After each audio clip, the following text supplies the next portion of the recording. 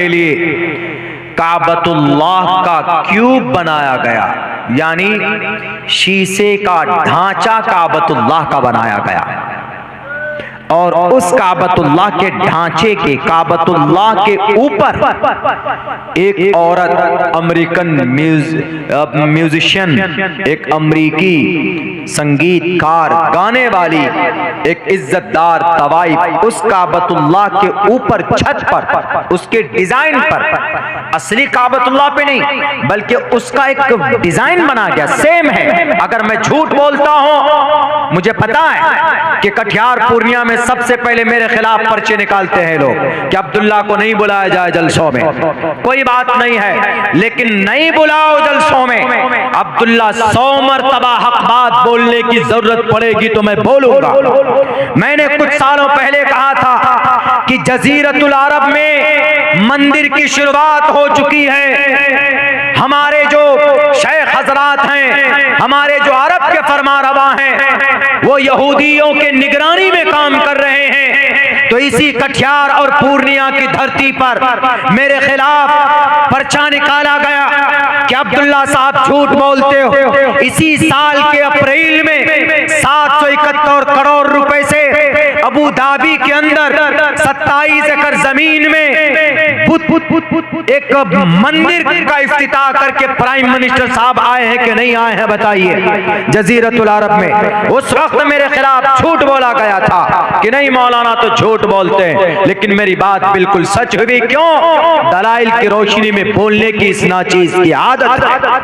मेरे भाइयों, काबतुल्लाह का एक ढांचा बनाया गया और उस मनहूस उस औरत की ये जुर्रत और वहां की एडमिनिस्ट्रेशन की ये बेअदबी कि काबतुल्लाह के छत पर खड़े होकर और नंगे एकदम बिकनी पहनकर, बाल खोलकर गाना गाए, उस गाना को गाए जिसके बारे में कुरान में कहा गया व मिनन्नास मन यश्तरी लहवल हदीस लियुज़िल्ल अन सबीलिल्लाह। लेकिन बस कोई मुद्दा नहीं मिलता है, बस यही कोई मामला भटकाना हो। असल में वहां इलेक्शन हुआ है, उपचुनाव किसी जगह पे, उस जगह पर कुछ बड़ा घोटाला पकड़ा जाना है, कुछ करप्शन, कुछ गड़बड़ी। तो अब लोग उधर मुतवज्जो होंगे तो उधर से बचने के लिए वहां पर दंगा करा दिया और दंगे में 5 मासूम बच्चों को गोली मारी है पुलिस वालों ने। आर्टिकल नंबर 21 में क्या लिखा है? प्रोटेक्शन ऑफ आवर लाइफ, हमारी जिंदगी की, हमारी रक्षा करना सरकार की जिम्मेदारी है। Protection of our life and personal liberty, और हमारी आजादी, इसकी भी हिफाजत करना किसकी जिम्मेदारी है? सरकार की। लेकिन सरकार के इशारे में जनाब गोलियां चल रही।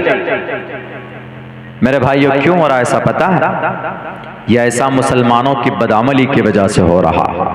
मैं एक बड़ी कड़वी बात करने जा रहा हूं, सब्र के साथ सुनिएगा, सोचिएगा। हमने क्या कहा? सबसे मुकद्दस जमीन, अगर पवित्र और मुबारक कोई सबसे पहला घर है इस दुनिया में, इस जमीन पर, तो बैतुल्लाह। इन्न अव्वल बैतिन वुज़िअ लिन्नासि लल्लज़ी बिबक्कत मुबारकन व हुदल लिल आलमीन। वो एक ऐसी, उसकी बरकत से वो पूरा शहर मुबारक है। ला उक़सिमु बिहाज़ल बलदि व अंत हिल्लुम बिहा वत्तीनि वज़्ज़ैतूनि व तूरि सीनीन व हाज़ल बलदिल अमीन। अमन की जगह, इससे मुराद यही। संस्कृत में भी है शंभल गराम गुक्यस्स बराहमणयस्स, शंभल गराम, अमन की जगह, उसी को कहा गया। इन्न अव्वल बैतिन वुज़िअ लिन्नासि लल्लज़ी बिबक्कता, जो मक्के में है सबसे पहला घर जो बनाया गया। इन्न अव्वल बैत, अल्लाह के घरों में जो सबसे पहला घर जो बनाया गया इस जमीन पर। इन्न अव्वल बैतिन वुज़िअ लिन्नास, जो लोगों के लिए, लोगों की इबादत के लिए। लल्लज़ी बिबक्कता, वो मक्के में है, वो बैतुल्लाह। बिबक्कत मुबारकन, बरकत है, वहुदन, हिदायत है, वरहमा, रहमत है। किनके लिए? पूरे जहान वालों के लिए, रहमतुल लिल आलमीन। इन अव्वल बैतिन उज़िया लिन्नासि लल्लज़ी बिबक्कत मुबारक व हुदल लिल आलमीन। हिदायत है पूरी दुनिया वालों के लिए। कौन? काबतुल्लाह। लेकिन पता है इस काबतुल्लाह उसका ढांचा क्या है? काबतुल्लाह बैतुल्लाह शरीफ की काले रंग का है, चौकोर है, 4 कोने का है। अभी रियाज में, कैपिटल ऑफ सऊदी अरब, इस महीने वहां पर एक विंटर फेस्टिवल ऑर्गेनाइज किया गया है। विंटर फेस्टिवल मतलब सर्दी के मौसम में तिजारती कोई फेस्टिवल। तो उस फेस्टिवल में कोई प्रॉब्लम नहीं है, हो सकता है जैसे कहीं पर मार्केट लगता है ना हम लोगों के यहाँ, हमारे जो कि हाट में बुध और इतवार के दिन मार्केट लगती है, यानी उस दिन ज्यादा लोग आते हैं सामान लेकर। आप लोगों के यहाँ भी लगता होगा कहीं कहीं कि भाई आज कहीं इतवार में, कहीं सोमवार में, कहीं मंगल में, कहीं बुध में लगता है, तो उससे बाहर से भी लोग आते हैं। कहीं पर मेला लगता है, जैसे सोनपुर का मेला है, बहुत सारी चीजें उल्टी सीधी भी होती है। इधर अंधासुर का मेला, उत्तर प्रदेश में हम लोग पढ़ते थे, कहीं कहीं घोगाल का मेला, बानसर का मेला, ये सब मवेशी वगैरह भी लाते हैं लोग वहां से जाके। तो वैसी एक तिजारती फेस्टिवल अच्छी बात है।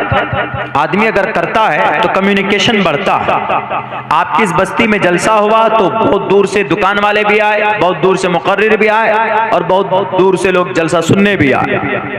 कम्युनिकेशन बढ़ा, आपके गांव को जाना लोगों ने, आपके किरदार को जाना, आपका अखलाक क्या वो भी जाना जाता है इसमें। जब आदमी कहीं बाहर से आता है तो इससे पता चलता, अरे यार हम फलां जगह गए थे, आदमी बहुत अच्छे थे, वहां के बड़े अखलाकमंद थे।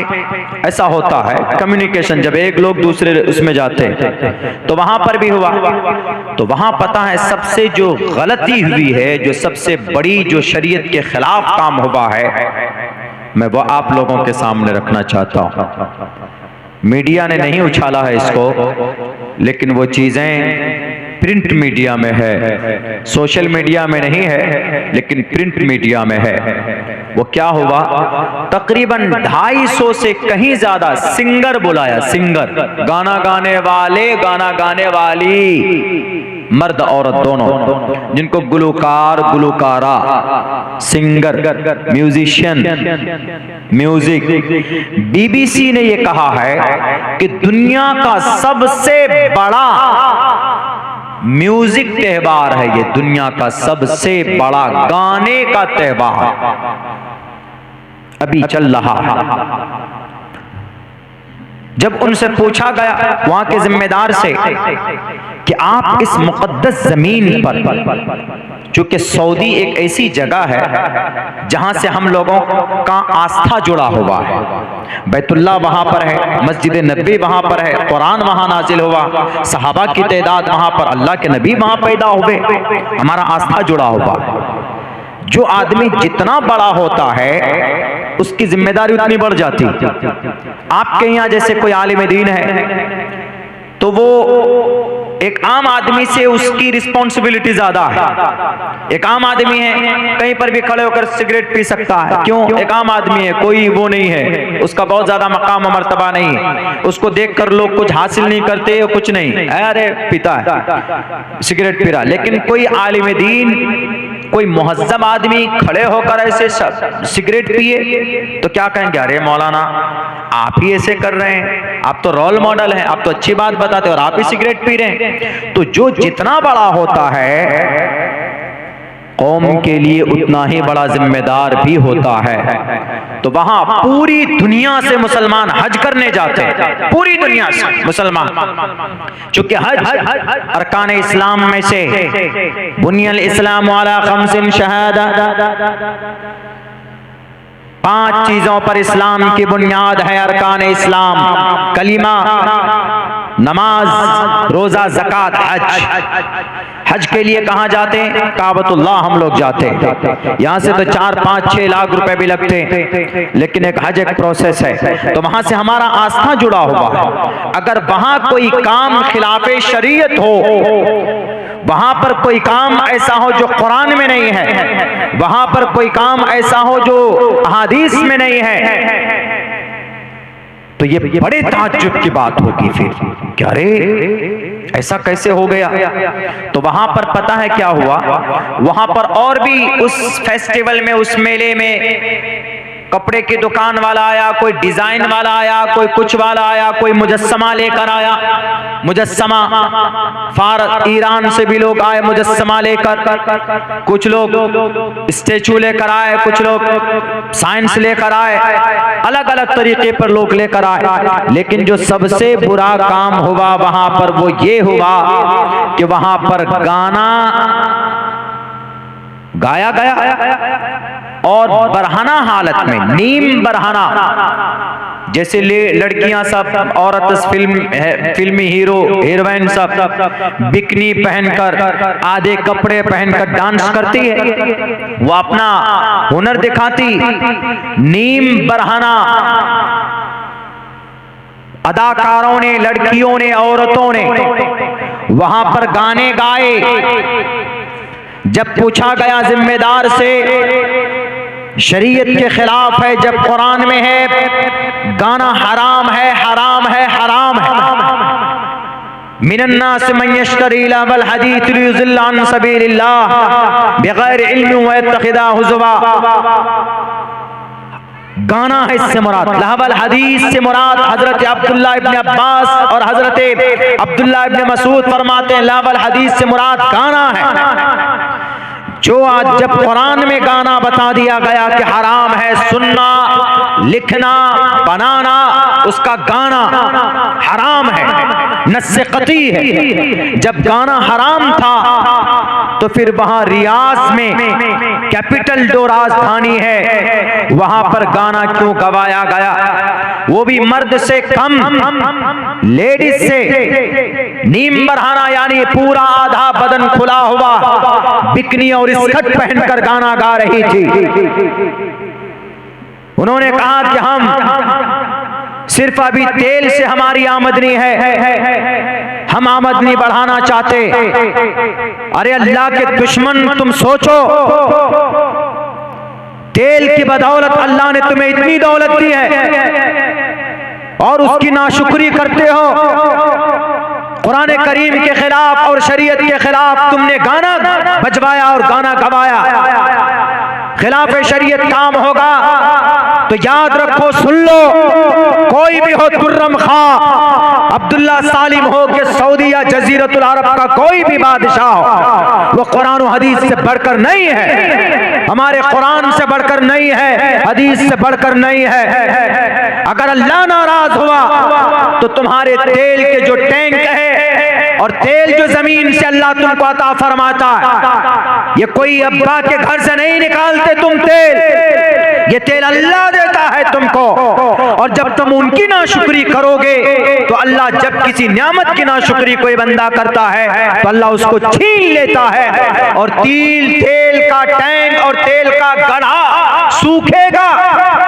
हो सकता है कि तुम्हारे अंदर कहीं कहत साले आ जाओ और भूख भुखमरी की जिंदगी तुम गुजर बसर करने पर मजबूर ना हो जाओ। मेरे भाइयों, इसी पर बस नहीं हुआ, पता क्या हुआ फिर ये है कि उस फेस्टिवल में और ज्यादा आक्रोश पैदा करने के लिए काबतुल्लाह का क्यूब बनाया गया, यानी शीशे का ढांचा काबतुल्लाह का बनाया गया। और उस काबतुल्लाह के ढांचे के, काबतुल्लाह के ऊपर एक औरत, अमेरिकन म्यूजिशियन, एक अमेरिकी संगीतकार, गाने वाली, एक इज्जतदार तवाइफ उस काबतुल्लाह के ऊपर छत पर, उसके डिजाइन पर, असली काबतुल्लाह पे नहीं बल्कि उसका एक डिजाइन बना गया, सेम है। अगर मैं झूठ बोलता हूं, मुझे पता है कि कटिहार पूर्णिया में सबसे पहले मेरे खिलाफ पर्चे निकालते हैं लोग कि अब्दुल्ला को नहीं बुलाया जाए जलसों में। कोई बात नहीं है, लेकिन नहीं बुलाओ जलसों में, अब्दुल्ला 100 मरतबा हक बात बोलने की जरूरत पड़ेगी तो मैं बोलूंगा।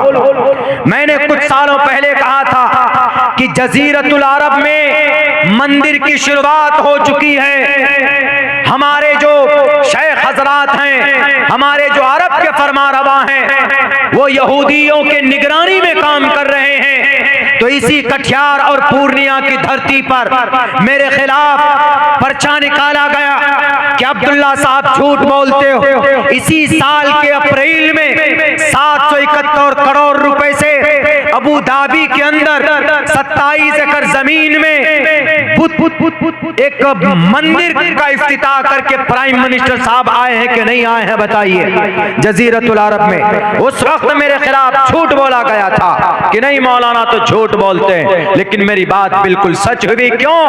दलाइल की रोशनी में बोलने की इस नाचीज की आदत है। मेरे भाइयों, काबतुल्लाह का एक ढांचा बनाया गया और उस मनहूस उस औरत की ये जुर्रत और वहां की एडमिनिस्ट्रेशन की ये बेअदबी कि काबतुल्लाह के छत पर खड़े होकर और नंगे एकदम बिकनी पहनकर बाल खोलकर गाना गाए, उस गाना को गाए जिसके बारे में कुरान में कहा गया, व मिनन्नास मन यश्तरी लहवल हदीस लियुज़िल्ल अन सबीलिल्लाह बिगैर इल्म व यत्तखिदा हुज़वा उलाइका लहुम अज़ाबुन अलीम। सुन लो, तुम में से जो लोग गानों को खरीद कर लाते, नबी के जमाने में नजर बिन हारिस एक शख्स था, जब नबी कुरान पढ़कर सुनाते तो वह आदमी ईरान जाता और वहां से किस्सा कहानियां लेकर आता, और जब देखता कि यह आदमी इस्लाम के करीब हो रहा, कुरान सुन रहा, तो फौरन उसको कहते कि आओ मैं तुम्हें रुस्तम और अस्फंद यार की लड़ाई की किस कहानियां सुना रहा। देखो तुम्हारे कुरान की बात से ज्यादा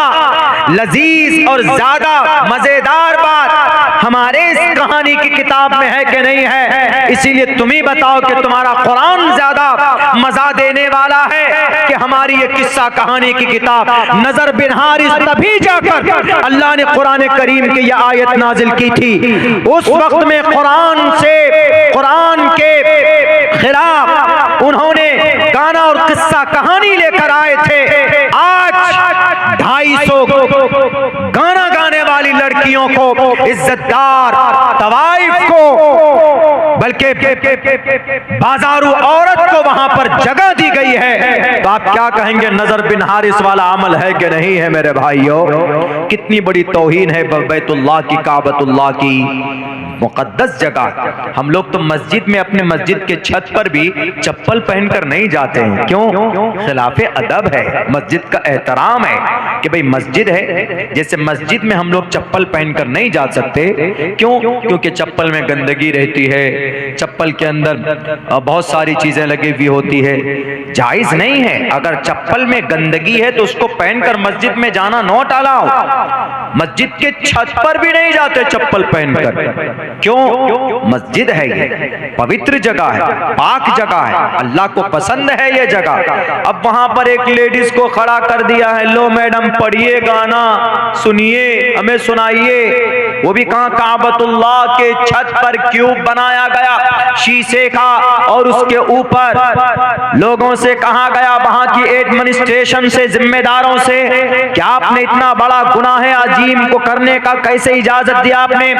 उन्होंने कहा कि हम यहाँ पर तिजारत में तरक्की करना चाहते हैं। कुरान के खिलाफ, शरीयत के खिलाफ अगर कोई आम काम पैसा कमाने का रास्ता इख्तियार करता है तो कयामत तक वो कामयाब नहीं हो सकता। कोई भी हो, सऊदी अरब का बादशाह हो या अब्दुल्ला सालिम हो, कोई भी हो, कुरान से बढ़कर नहीं है, हदीस से बढ़कर नहीं है, नबी की जिंदगी से बढ़कर नहीं है।